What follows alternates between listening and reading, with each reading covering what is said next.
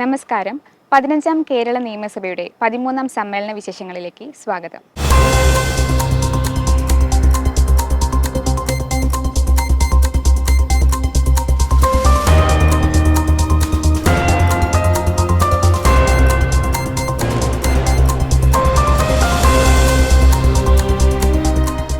പതിമൂന്നാം സമ്മേളനത്തിന്റെ 7ാം ദിവസമായ ഇന്ന് സഭയിൽ സജീവമായ ചർച്ചകളാണ് നടന്നത്. ചോദ്യോത്തരവേളയിൽ ചോദ്യങ്ങളുടെ പട്ടികയിലെ 5 ചോദ്യങ്ങൾക്കാണ് മന്ത്രിമാർ എന്ന സഭയിൽ വാക്കാൽ മറുപടി നൽകിയത്. വിഴിഞ്ഞം തുറമുഖ പദ്ധതിക്ക് വയബിലിറ്റി ഗ്യാപ് ഫണ്ട്, കേരള ബാങ്കിൽ ബി ദ നമ്പർ 1 ക്യാമ്പയിൻ, വൈദ്യുതോൽപാദന രംഗത്ത് നടപ്പാക്കിയ പരിഷ്കരണങ്ങൾ, കേരള ഫിനാൻഷ്യൽ കോർപ്പറേഷന്റെ നിക്ഷേപം, ധനകാര്യ പരിശോധനാ വിഭാഗത്തിന്റെ അന്വേഷണം എന്നിവ സംബന്ധിച്ച അംഗങ്ങളുടെ ചോദ്യങ്ങൾക്കാണ് ബന്ധപ്പെട്ട മന്ത്രിമാർ ഇന്ന് മറുപടി പറഞ്ഞത്. വിഴിഞ്ഞം തുറമുഖത്ത് 1ാം ഘട്ടത്തിൽ 10 ലക്ഷം കണ്ടെയ്നറായിരുന്നു ലക്ഷ്യമെന്നും 2 മാസത്തിനുള്ളിൽ സ്ഥാപിത ശേഷിയുടെ 94% കൈവരിച്ചതായും തുറമുഖ വകുപ്പ് മന്ത്രി വി എൻ വാസവൻ സഭയെ അറിയിച്ചു. PGF ലഭിക്കുന്നില്ലെങ്കിലും നമുക്ക് പദ്ധതി ഏതായാലും മാറ്റിവെക്കാനാവില്ല. ഈ കാര്യത്തിൽ കേരള സംസ്ഥാനം ധാരണയോടെയും ഭാവനയോടെയും അത് മുന്നോട്ട് കൊണ്ടുപോകുമെന്ന് ഈ ബഡ്ജറ്റിലും ബഹുമാനപ്പെട്ട മുഖ്യമന്ത്രിയും നേരത്തെ തന്നെ പ്രഖ്യാപിച്ചു കഴിഞ്ഞിട്ടുണ്ട്. അതുകൊണ്ട് അങ്ങേക്കൊരു സംശയവും വേണ്ട.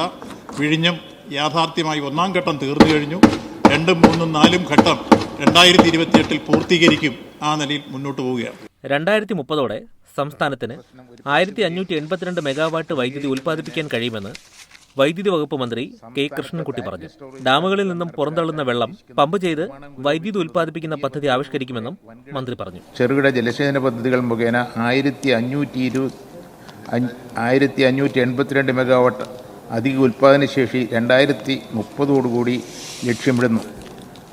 അധിക വൈദ്യുതി ഉൽപ്പാദിക്കുന്നതിന് പുരപ്പുറ സൗരോർജ്ജ നിലയങ്ങൾ, സോളാർ പാർക്ക്, സ്വകാര്യ സംരംഭകർ, ഫ്ലോട്ടിംഗ് സോളാർ, കാറ്റാടി നിലയങ്ങൾ എന്നിവ പുനരുപയോഗ ഊർജ്ജ പദ്ധതികളും ആവിഷ്കരിച്ച് നടപ്പിലാക്കി വരുന്നു. കോവിഡ് കാലത്തെ പർച്ചേസുകളുടെ ധനകാര്യ പരിശോധന നടന്നുവരുന്നതായി ധനകാര്യമന്ത്രി കെ എൻ ബാലഗോപാൽ സഭയെ അറിയിച്ചു. ധനകാര്യ പരിശോധനാ വിഭാഗം ഇതിൻ്റെ ഒരു അന്വേഷണം നടത്തുന്നുണ്ട്. ബഹുമാനപ്പെട്ട ആരോഗ്യവകുപ്പ് മന്ത്രി തന്നെ ആവശ്യപ്പെട്ടതനുസരിച്ചാണ് നമ്മൾ അന്വേഷണം തുടങ്ങിയത്. അത് സംബന്ധിച്ച് അവിടുത്തെ ചില സ്പെസിഫിക്കായ കേസുകൾ സംബന്ധിച്ചാണ്, പ്രത്യേകിച്ചും പർച്ചേസുമായി ബന്ധപ്പെട്ടിട്ട് അല്ലെങ്കിൽ ഓഫീസ് ഡേറ്റയുമായി ബന്ധപ്പെട്ട, അല്ലാതെ അങ്ങ് പറഞ്ഞ പോലെ കാര്യങ്ങളല്ല. കിഫ്ബി പദ്ധതികളുടെ താളം തെറ്റിയതായും പദ്ധതികൾ പൂർത്തീകരിക്കാൻ സാധിക്കാത്തതായും പറയപ്പെടുന്ന വിഷയം സഭാ നടപടികൾ നിർത്തിവെച്ച് ചർച്ച ചെയ്യണമെന്ന ഉപക്ഷേപത്തിന് സ്പീക്കർ അവതരണാനുമതി നിഷേധിച്ചു. പ്രതിപക്ഷത്തു നിന്ന് ശ്രീ റോജി എം ജോണും മറ്റ് 5 പേരുമാണ് ഉപക്ഷേപത്തിന് നോട്ടീസ് നൽകിയത്. പിൻവാതിൽ നിയമനത്തിന്റെയും സ്വജനപക്ഷപാതത്തിന്റെയും അഴിമതിയുടെയും കൂത്തരങ്ങായി കിഫ്ബി മാറിയിരിക്കുകയാണെന്ന് അദ്ദേഹം ആരോപിച്ചു. സർ, വൻകിട പദ്ധതികൾ നടപ്പിലാക്കാൻ വിഭാവനം ചെയ്ത കിഫ്ബി യഥാർത്ഥത്തിൽ എന്താണ് ഇപ്പോൾ ചെയ്യുന്നത്? സംസ്ഥാനത്തിന്റെ പ്ലാൻ ഫണ്ട് ഉപയോഗിച്ച് ചെയ്യേണ്ട പൊതുമരാമത്ത് റോഡുകളും പാലങ്ങളും ആശുപത്രികളും സ്കൂൾ കെട്ടിടങ്ങളുമാണ് കൂടുതലായിട്ടും കിഫ്ബി നിർമ്മിച്ചുകൊണ്ടിരിക്കുന്നത്. എന്നാൽ പ്ലാനിൽ പറഞ്ഞിട്ടുള്ള പദ്ധതികൾ കാലതാമസമില്ലാതെ വളരെ വേഗം ചെയ്തു തീർക്കാൻ കിഫ്ബിയിലൂടെ കഴിയുന്നതായി ധനകാര്യമന്ത്രി കെ എൻ ബാലഗോപാൽ പറഞ്ഞു. കാസർഗോഡ് നിന്ന് തിരുവനന്തപുരത്തേക്ക് അടുത്ത വർഷം അവസാനം വരുമ്പോഴേക്കും, ഇപ്പൊ തന്നെ ഇടയ്ക്ക് റോഡുണ്ട്, അടുത്ത വർഷം അവസാനത്തേക്ക് നാഷണൽ ഹൈവേ പുതുക്കി അതിൽ 6 വരി പാതയിൽ വരാൻ കഴിയുന്നതിന്റെ അടിസ്ഥാനം ഈ പണമാണ്. 6000 കോടി ഇതിൽ നിന്നാണ് കൊടുത്തത്. മന്ത്രിയുടെ മറുപടിയുടെ അടിസ്ഥാനത്തിൽ സ്പീക്കർ സഭാ നടപടികൾ നിർത്തിവെക്കാനുള്ള ഉപക്ഷേപത്തിന് അവതരണാനുമതി നിഷേധിച്ചു. ഇതിൽ പ്രതിഷേധിച്ച് പ്രതിപക്ഷം സഭയിൽ നിന്ന് ഇറങ്ങിപ്പോയി. ബഹുമാനപ്പെട്ട ധനകാര്യ വകുപ്പ് മന്ത്രിയുടെ വിശദീകരണത്തിന്റെ അടിസ്ഥാനത്തിൽ നടപടികൾ നിർത്തിവെക്കണം എന്നുള്ള ഉപക്ഷേപത്തിന് അനുമതി നിഷേധിക്കുന്നു. കൂടുതൽ കടത്തിന്റെ കാണാക്കയങ്ങളിലേക്ക് സംസ്ഥാനം വീണുപോകുന്ന സ്ഥിതി വരും എന്ന് വിനയപൂർവ്വം ഓർമ്മപ്പെടുത്തിക്കൊണ്ട് ഇത് ഇവിടെ ഗൗരവതരമായി ചർച്ച ചെയ്യാത്തതിൽ പ്രതിഷേധിച്ച് ഞാനും എൻ്റെ പാർട്ടിയും വോക്കൗട്ട് ചെയ്യും.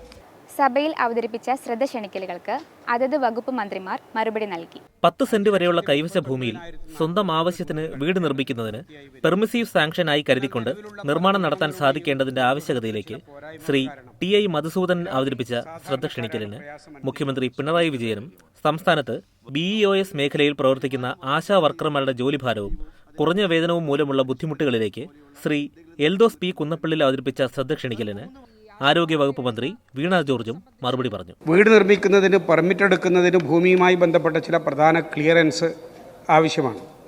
ഡാറ്റാ ബാങ്ക് വിഷയം, നിലം വിഭാഗത്തിൽ വരുന്നത്, CR-Z, പരിസ്ഥിതി ദുർബല പ്രദേശങ്ങൾ, ഇടുക്കി പോലുള്ള മലയോര ജില്ലകളിലെ വിശേഷിച്ച് മൂന്നാർ പ്രദേശത്ത് സവിശേഷമായിട്ടുള്ള വിഷയങ്ങൾ. വേറെ വീടില്ലാത്തൊരു കുടുംബം സ്വന്തം ആവശ്യത്തിന് വീട് വെക്കാൻ ഡാറ്റാ ബാങ്കിൽപ്പെട്ടാലും നെൽവയൽ തണ്ണീർത്തട പരിധിയിൽപ്പെട്ടാലും ഗ്രാമപഞ്ചായത്തിൽ 10 സെൻറ്റും നഗരത്തിൽ 5 സെൻറ്റും സ്ഥലത്ത് വീട് വെക്കാൻ അനുമതി നൽകുക എന്നത് എല്ലാ ഉദ്യോഗസ്ഥരും ചെയ്യേണ്ട കാര്യമാണ്. തദ്ദേശ ഭരണ സ്ഥാപനങ്ങളിലെ ഉദ്യോഗസ്ഥർ പ്രത്യേകം ശ്രദ്ധിക്കേണ്ട കാര്യമാണ്. സംസ്ഥാനത്ത് ആശ എന്ന ഓമനപ്പേരിൽ അറിയപ്പെടുന്ന അക്രഡിറ്റഡ് സോഷ്യൽ ഹെൽത്ത് ആക്ടിവിസ്റ്റ് അഥവാ അംഗീകൃത സാമൂഹ്യ ആരോഗ്യ പ്രവർത്തകർ അവർ അഭിമുഖീകരിക്കുന്ന പ്രശ്നങ്ങളാണ് ഇന്ന് ഞാൻ ഗവൺമെൻറ്റിൻ്റെ ശ്രദ്ധയിൽ കൊണ്ടുവരുന്നത്. ഈ ആശമാർ നേരിടുന്ന പ്രശ്നങ്ങൾ സംബന്ധിച്ച് സർക്കാർ ഏറ്റവും അനുഭാവപൂർണ്ണമായിട്ടുള്ള നിലപാട് സ്വീകരിക്കുകയും നിരന്തരമായിട്ട് അവരോട് ആശയവിനിമയം നടത്തുകയും ചെയ്യുന്നുണ്ട്. 10 സബ്മിഷനുകൾ ഇന്ന് സഭയിൽ അവതരിപ്പിച്ചു.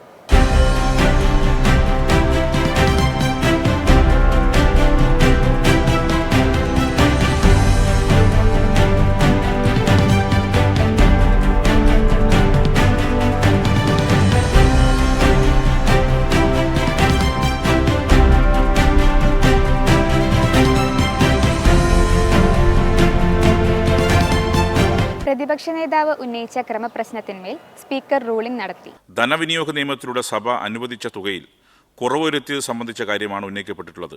വെയ്സ് ആൻഡ് മീൽസ് നില കണക്കിലെടുത്ത് ചില പ്രത്യേക സാഹചര്യങ്ങളിൽ സർക്കാർ പുറപ്പെടുവിക്കുന്ന എക്സിക്യൂട്ടീവ് ഉത്തരവുകളുടെ ഗണത്തിൽപ്പെടുന്നവയാണ് ഇവിടെ പരാമർശിക്കപ്പെട്ട ഉത്തരവുകൾ എന്നാണ് ചെയർ കാണുന്നത്.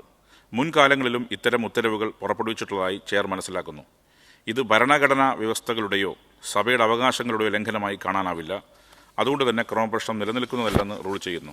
2025-26 സാമ്പത്തിക വർഷത്തേക്കുള്ള ബജറ്റിനെ സംബന്ധിക്കുന്ന പൊതു ചർച്ച ഇന്ന് സഭയിൽ ആരംഭിച്ചു. ഡെപ്യൂട്ടി സ്പീക്കർ ചിറ്റയം ഗോപകുമാർ തുടക്കം കുറിച്ച ചർച്ചയിൽ 18 അംഗങ്ങൾ പങ്കെടുത്ത് സംസാരിച്ചു. ബഡ്ജറ്റ് എന്നത് കേവലം വരവ് ചെലവ് കണക്കുകളല്ല, അത് സമൂഹ നിർമ്മിതിയുടെ അവസരങ്ങളുടെയും അവകാശങ്ങളുടെയും നീതിപൂർവമായ വിതരണത്തിൻ്റെ ഉപാധിയാണ്.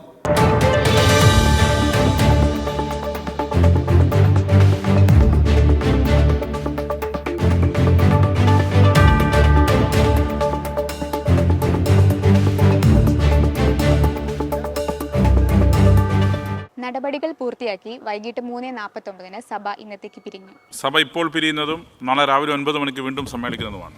ഇന്നത്തെ നിയമസഭാ വിശേഷങ്ങൾ ഇവിടെ സമാപിക്കുന്നു. നമസ്കാരം.